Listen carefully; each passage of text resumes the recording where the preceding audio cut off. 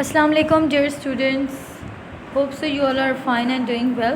Today we will discuss about percentage composition. What is percentage composition and what is the method of calculating percentage of any chemical reaction.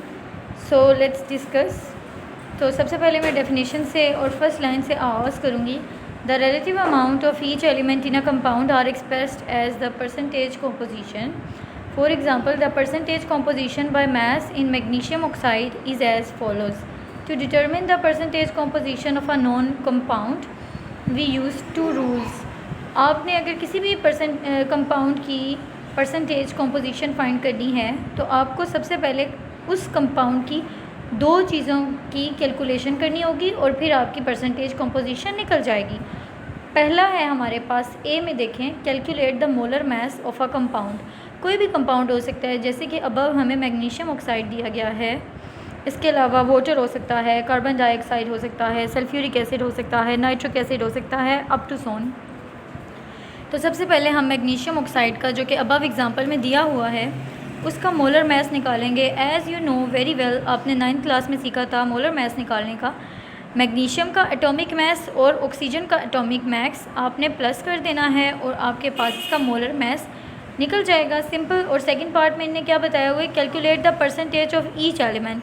और फिर आपने हर एक element की percentage निकालनी है. Percentage कैसे निकालेंगे, जैसे मैग्नीशियम ऑक्साइड है ना, तो सबसे पहले मैग्नीशियम और एक ऑक्सीजन अलग है. मैग्नीशियम की जो आपके पास मैस होगा उसको डिवाइड करेंगे उसके टोटल मोलर मैस के साथ. ठीक हो गई बात. और मल्टीप्लाई कर देंगे 100 के साथ. इसी तरह ऑक्सीजन के साथ भी करेंगे और हमारे पास परसेंटेज कॉम्पोजिशन निकल जाएगी. इसका फॉर्मूला आप देख सकते हैं नीचे. अगर आपने मैग्नीशियम ऑक्साइड की परसेंटेज कॉम्पोजिशन फाइंड करनी है तो है mass of element in 1 mole of compound. उसका जो भी मैस होगा और डिवाइड कर देना है उसके मोलर मैस से और फिर मल्टीप्लाई कर देंगे मल्टीप्लाई कर देंगे 100 के साथ.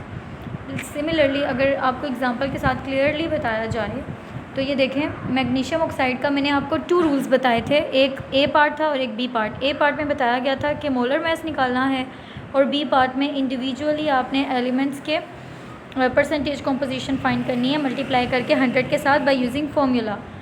तो आपने मैग्नीशियम ऑक्साइड का मोलर मैस फाइंड कर लिया. एज़ यू नो ऑक्सीजन का जो मोलर मैस है वो 16 होता है, एटॉमिक मैस सॉरी. और मैग्नीशियम का जो एटॉमिक मैस है वो 24 होता है. तो 24 और 16 को आप इसमें प्लस करेंगे तो हमारे पास 40 ग्राम पर मोल आ जाएगा.